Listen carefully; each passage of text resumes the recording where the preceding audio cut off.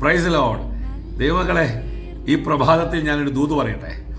എൻ്റെ പ്രാർത്ഥനാ മുറിയിൽ പരിശുദ്ധാത്മാവ് ഈ പ്രഭാതത്തിൽ എന്നോട് പറഞ്ഞത്, ലോകം അവസാനിച്ചു എന്ന് ലോകം പറഞ്ഞ ചിലരെ എൻ്റെ ദൈവം വീണ്ടും എഴുന്നേൽപ്പിക്കാൻ പോകുന്നു. എത്ര മനോഹരമായിട്ടാണ് പരിശുദ്ധാത്മാവ് എന്നോട് ഇന്ന് പ്രഭാതത്തിൽ സംസാരിച്ചെന്നറിയാമോ?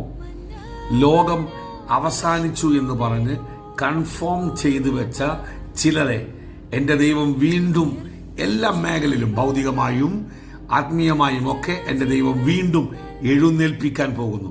യോഹന്നാന്റെ 11-ാം അധ്യായത്തിൽ ലാസർ മരിച്ച കഥകളാണ് ആ മരണ വീട്ടിൽ നിന്നും വരുന്നത്.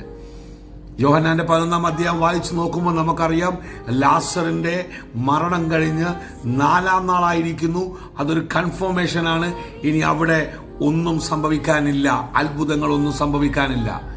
എന്നാൽ ഞാൻ വീണ്ടും ആ അധ്യായത്തിൽ നിന്നും അടുത്ത അധ്യായത്തിലേക്ക് വായിച്ചു തുടങ്ങിയപ്പോൾ, പ്രിയപ്പെട്ടവരെ, യോഹന്നാന്റെ 12:12 എഴുതിയിരിക്കുന്നു, യേശു ലാസറിനെ പന്തിയിൽ ഇരുത്തി. യേശുവിന്റെ കൂടെ ലാസറും പന്തിയിലിരുന്നു. ഇന്ന് പ്രഭാതത്തിൽ എന്നെ കേൾക്കുന്നവരോട് ഞാനൊരു ദൂത് പറയുന്നു. ലോകം അവസാനിച്ചു എന്ന് പറയുന്നവർ വീണ്ടും ലോകത്തിന് മുൻപിൽ അവർ പന്തിയിൽ ഇരിക്കാൻ പോകുന്നു.